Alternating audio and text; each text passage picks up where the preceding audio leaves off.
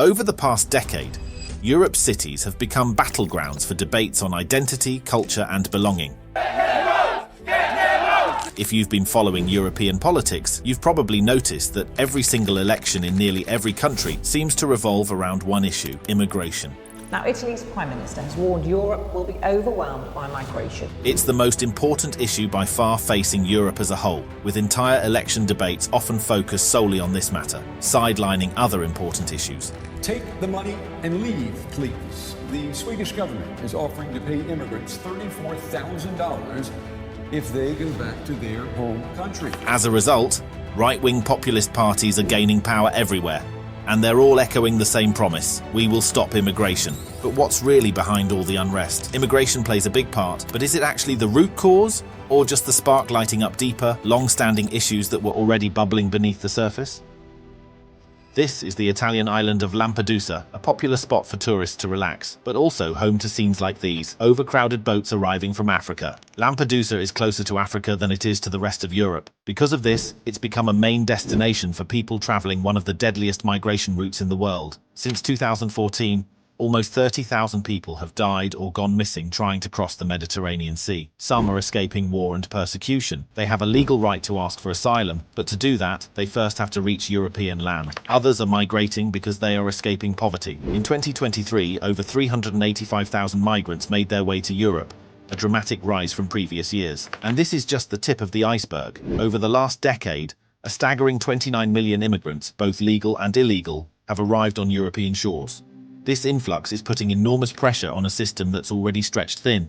Many people arrive legally, but a growing number are taking the dangerous and illegal route, adding to the strain. What's driving this surge? Countries like Syria, devastated by years of war, continue to send the most migrants. For Syrians, displacement has become a way of life as the conflict drags on. Meanwhile, people from West African nations like Guinea and Senegal are fleeing extreme poverty and political instability. Afghan migrants are also on the move, attempting to escape the harsh rule of the Taliban. So, what's really happening on the ground? Are immigrants driving prosperity or pushing Europe to the edge of chaos? Well, immigration has completely transformed European cities.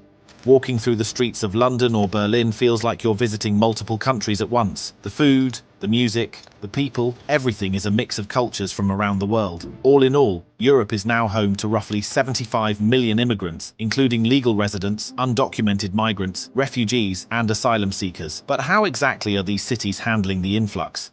And what does the future hold for both locals and newcomers? Take Germany, for example. Despite its reputation for economic strength, Germany is facing a serious problem. It needs 1.5 million immigrants annually just to maintain its workforce. Experts warn that without this constant influx, its economy could drastically slow down. You see, Germany's population is aging, and birth rates aren't high enough to replace those leaving the workforce. The solution? Migrants. In fact, they make up about 15% of the total workforce in critical sectors like healthcare and construction. It's clear that without migration, Germany might struggle to stay afloat. But this raises a tough question. How much immigration is too much? Because in Berlin, 23.3% of residents are foreign-born. This has made the city a vibrant melting pot, yet has also sparked debates about the erosion of German culture. The United Kingdom, another economic powerhouse, had a record net migration of $745,000 in 2022 and $685,000 in 2023. Recently, the country has witnessed waves of anti-immigration protests, fueled by an increasing number of asylum seekers arriving on small boats. In Rotherham, England, hundreds of far-right protesters targeted a hotel housing asylum seekers after the knife attack, initially, and falsely, blamed on a Muslim migrant. This misinformation quickly spread online, intensifying xenophobic tensions. These protests turned violent, with mosques being attacked, and clashes between protesters and police escalating. Another day, another battle between rioters and the police.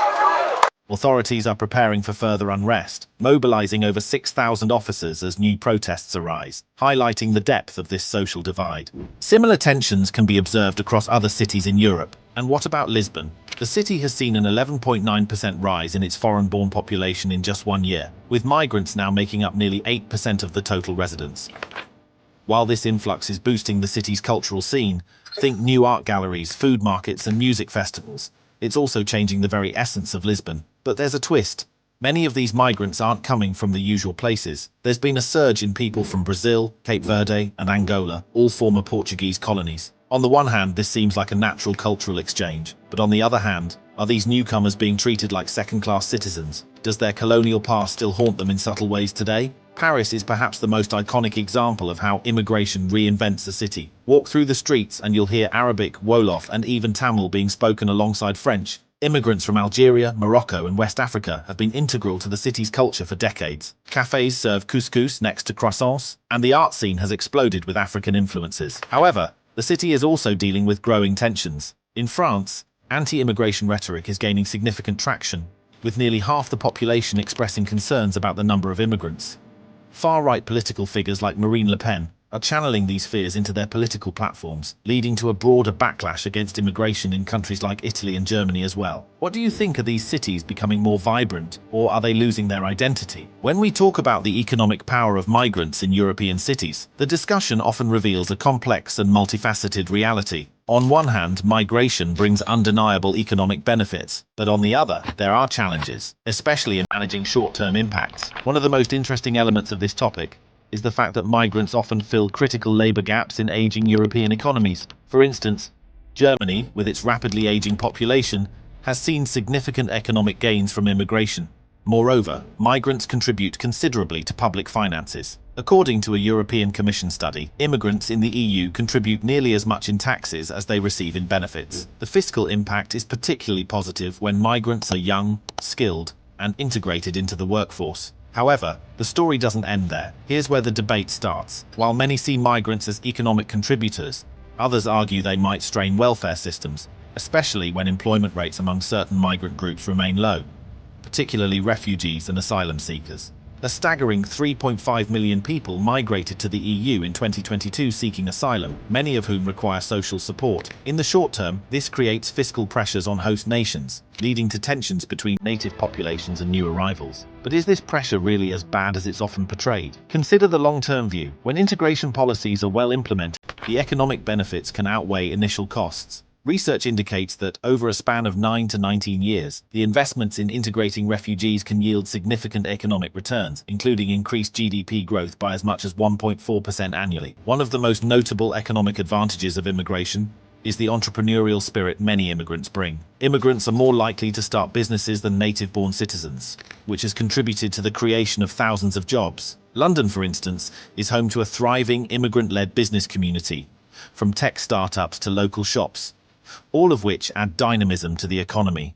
This creates suspense. Will countries invest in effective integration or allow tensions to rise? It's a question with no easy answer. Take Sweden, for example. After receiving large numbers of asylum seekers, the country saw a boost in labor force participation over time, especially in industries like education and social services. But there are still challenges in getting migrants integrated quickly into the labor market, leading to social tensions.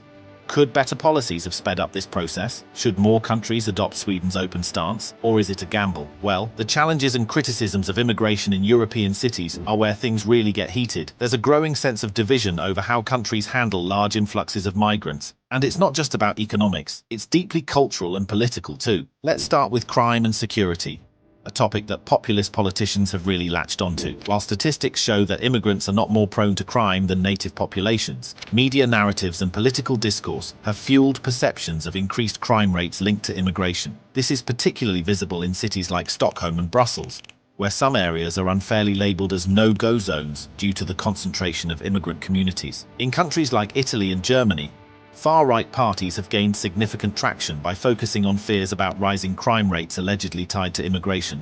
Though research often shows that these fears are exaggerated, the perception remains, and that's a powerful force in public opinion. Italy, for example, has seen increasing debates around the challenges of irregular migration from North Africa, with more than 157,000 people crossing the Mediterranean in 2023 alone. The tragic shipwrecks and chaotic border scenes fuel an emotional debate, where the line between humanitarian aid and national security often blurs. Turning overseas, about 100 migrants are missing in the Mediterranean. Could tighter border controls solve this issue, or would it merely push migrants into even more dangerous routes? One of the major criticisms revolves around the strain on public services. Cities like Paris, Berlin, and Stockholm have had to manage rising demands on housing, healthcare, and education systems. For example, in Berlin, emergency shelters and housing projects have become overwhelmed by the volume of newcomers, leading to significant delays in processing asylum applications. In addition, schools in some districts are struggling to accommodate a rising number of non-German speaking students. Similar challenges are reported in cities across Europe, where housing shortages and overcrowded classrooms are becoming common issues. In short, while immigration undoubtedly poses challenges,